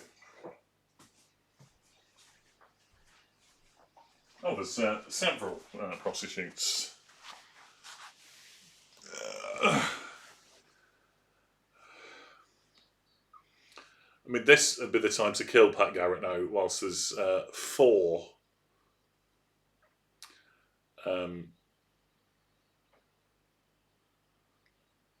prostitutes. Again, it's a scene that absolutely doesn't need to be in the film. Whilst we're listening to some Bob Dylan just going la la la la la la la la la. I mean, he's about to have a bath.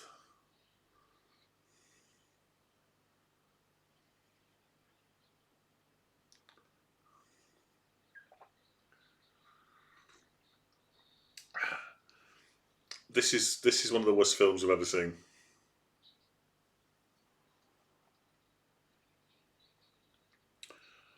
how this was even on the TV in 2022 for me to record it, even on Turner Classic Movies.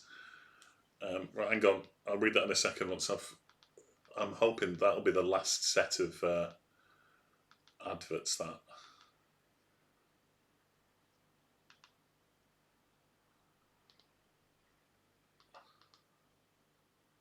it's about 25 minutes left, I think.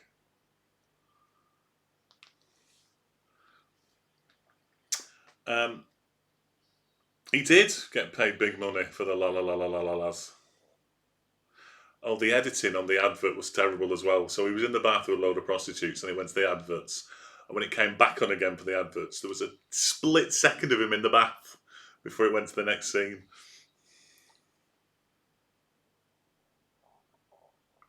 He does loads of practicing shooting stuff, Billy the Kid.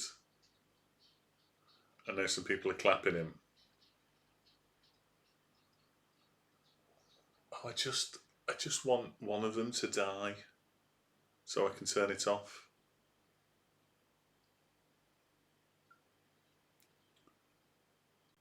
Well, he's going to get shot, isn't he? The deputy guy, surely to God.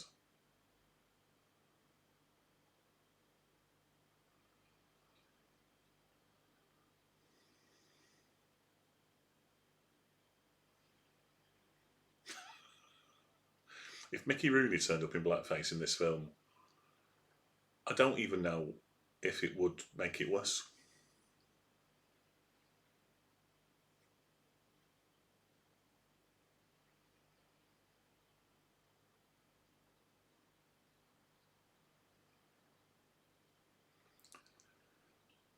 Don't say nothing about nothing.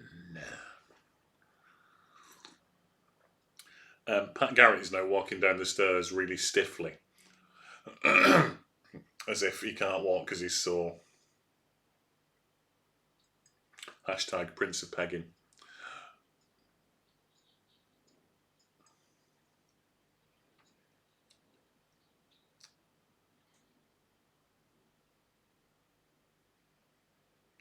And then he sat down as a comic. Oh. And he's talking to a fella at this table with one of the worst wigs on that I've ever seen.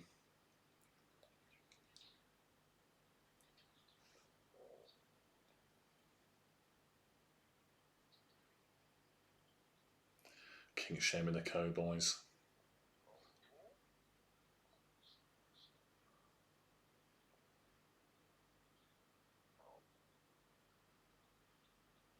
Give him the key, give him the key. Terrible wig, terrible wig.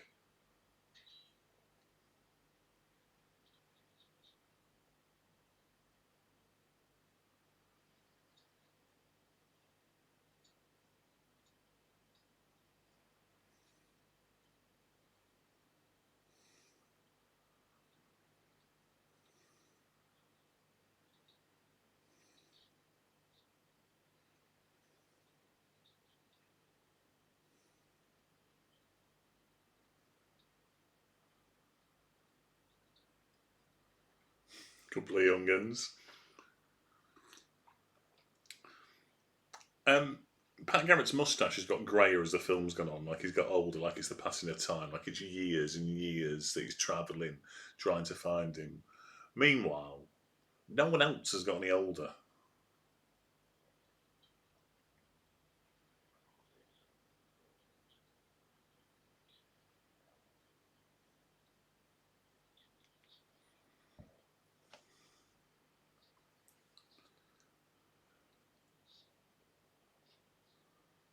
Yeah, pulling you out of that snowdrift up at Seamus. What? There's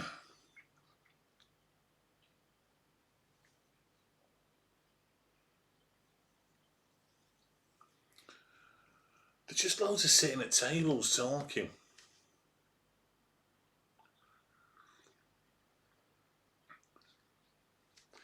It's a good.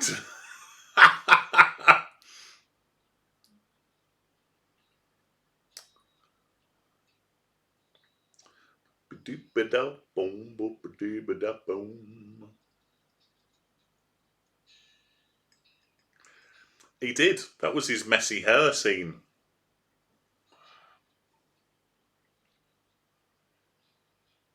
Oh, I can only dream to be as good at accents as Jared Leto. Leto. Jared. Boom, boom, boom, boom, boom, boom. I don't think it is. I don't think it is. I don't think it is even 1001 Films Before 50 if I don't do It's a me, Jared Leto.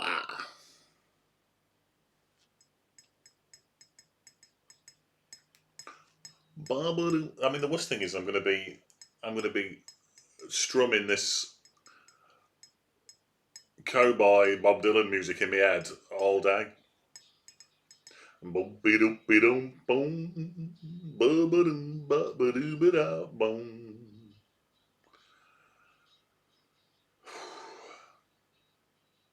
I mean, it's the soundtrack is awful. The film is awful.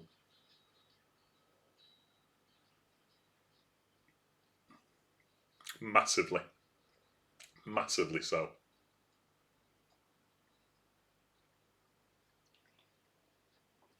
And I can't even really sing. And everyone said that's the point of my songs, and I can't sing, and you just don't understand. No, it's just shite.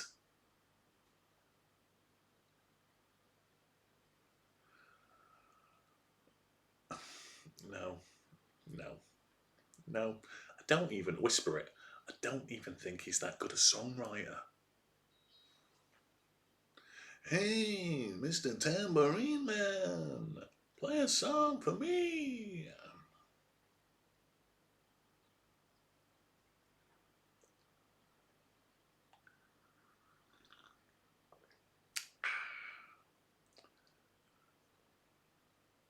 I thought we were going to be a bit more knocking on Evan's door then. I thought we were preempting.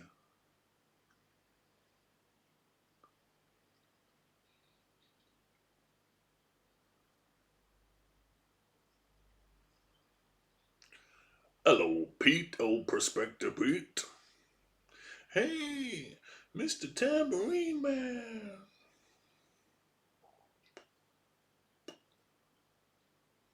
You should have sold him some more.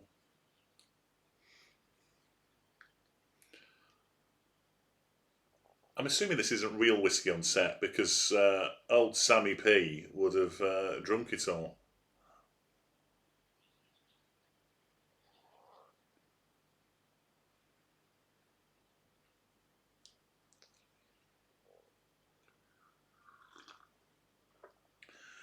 I mean, Billy the Kid in this is so incredibly clean shaven the whole time. For for the Wild West, like immaculately clean shaven, like not even an hour's worth of growth on his face at any time, and yet I've never seen him shaving.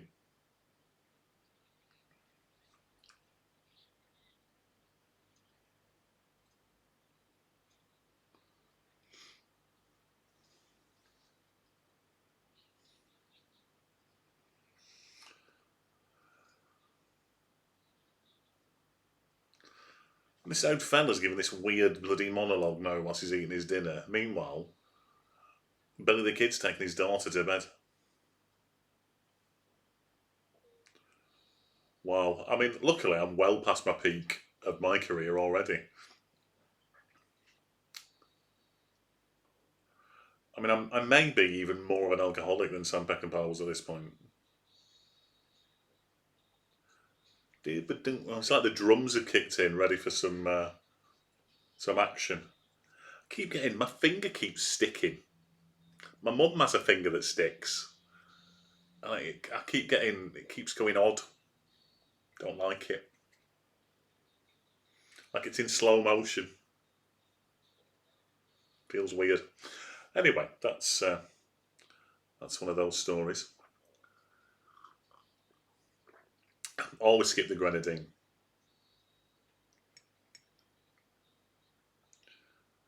He's not going to kill him whilst he's in bed with this woman, is he? Is that how he died? When did he shoot him?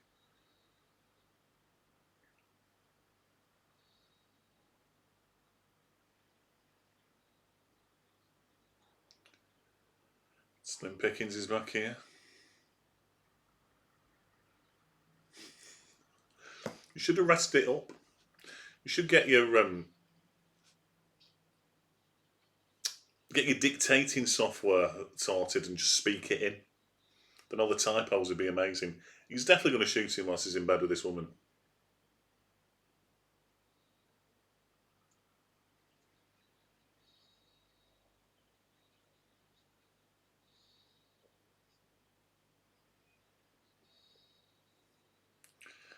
And it is. It's knocking on Evan's door. It's preempting it all.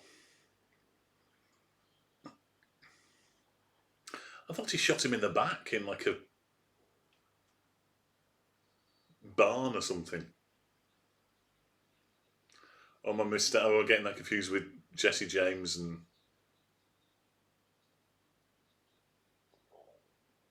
what's his face?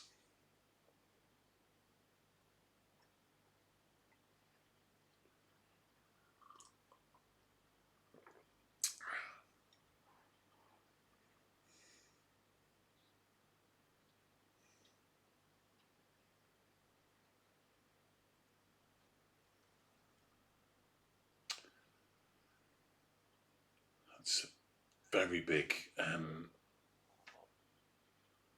flask he's got there.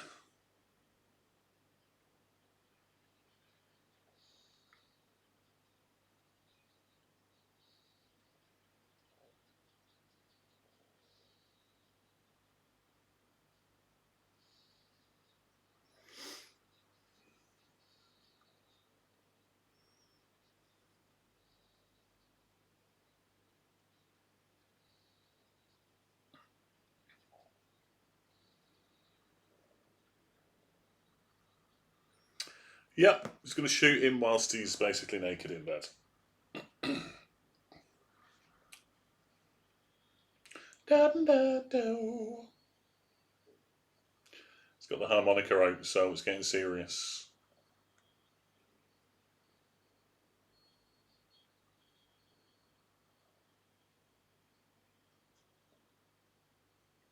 It's kind of how he looks in this film.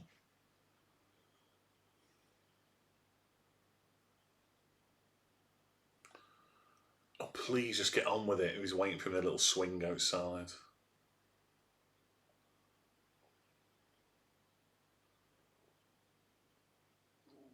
He should have just shown him this film. He'd have got dressed a damn sight quicker.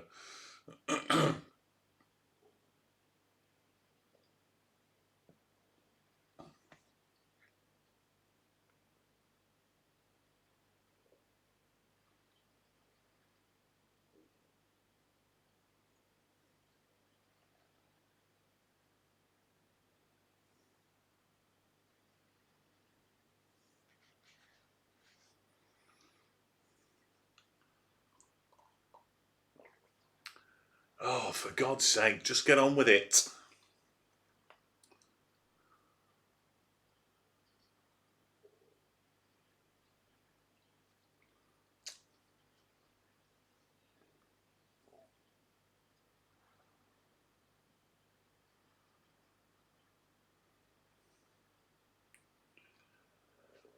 He's got up now. He's not waiting for him to swing anymore. It's so bloody quiet. You'd be able to hear them all clinking about outside with the bloody things on.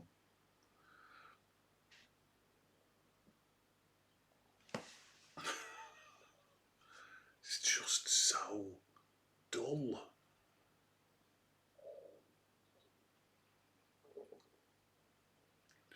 I mean, it's a Sunday afternoon film, except it's too violent and there's too many tits in it.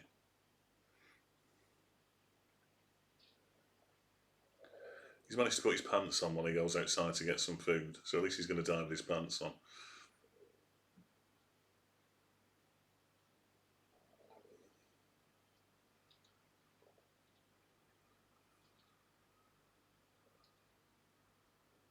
They are. They are.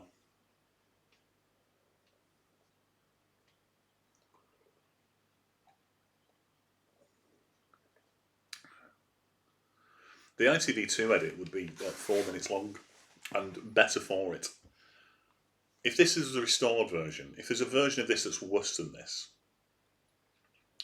then A, I don't want to see it. If it's shorter, then perhaps it's better. But they do the show, that Beverly Hills Cop, they show it at like about 3 p.m. on a Sunday, and that the entire first scene where he's in the back of the lorry, there must be about 48 F words in that alone.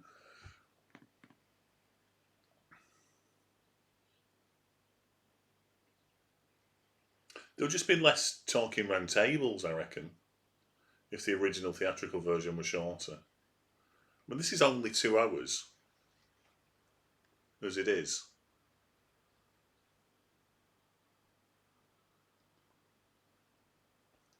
There we go.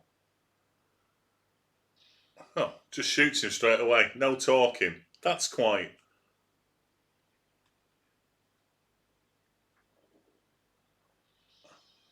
They shot the mirror for some strange reason, but that's quite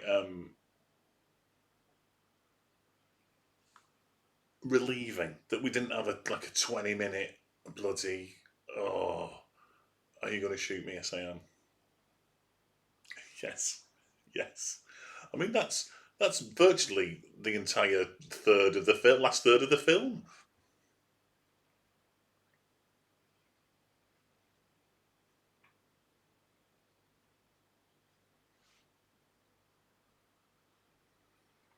He's dead. He shot him. He needs to go off now.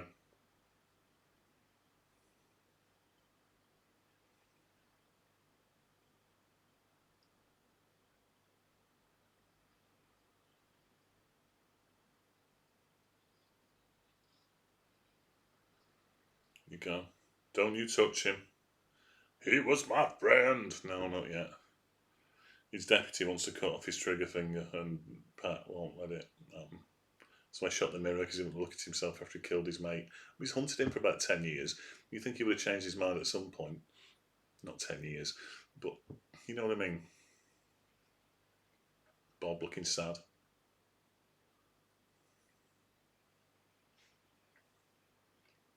He's just back on the old swing now.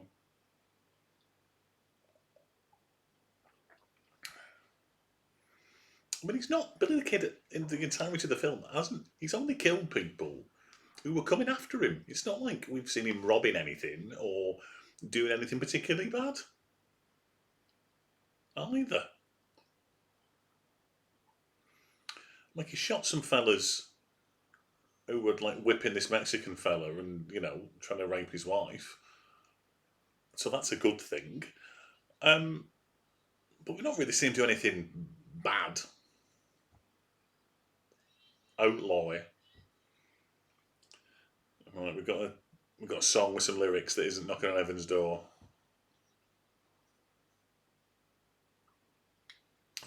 I'm not surprised Senpaka Part 8 is this film. I don't see why he would have preferred this version either, to be honest.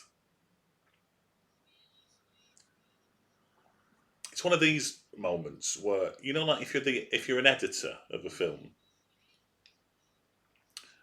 fancy having to edit this and watching it over and over and over and over again. What are you doing today, love? I've got to go and edit Pat Garrett, but at the kid again. Again? Yeah, again, yeah. How many times have you seen it now? 500-600 times. Some kid throwing some horse shit at him because he killed Billy the Kid.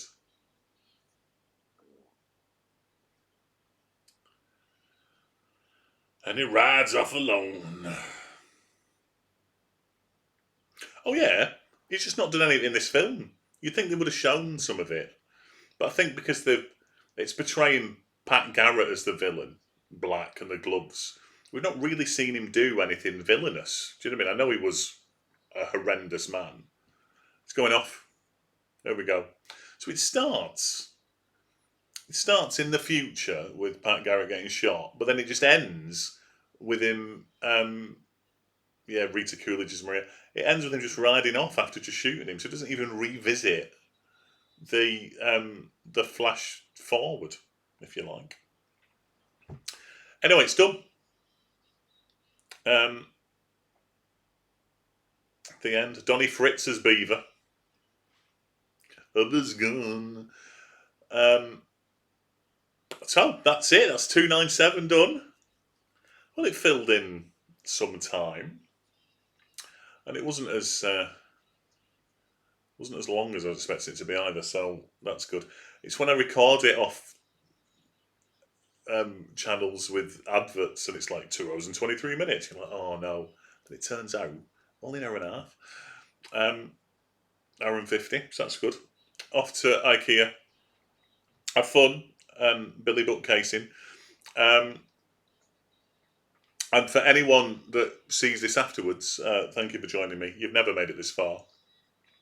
You're not watching this film, you've not. And Thursday morning for Full Metal Jacket, which is perhaps one of Phil Collins's best albums. So, bye-bye, everyone.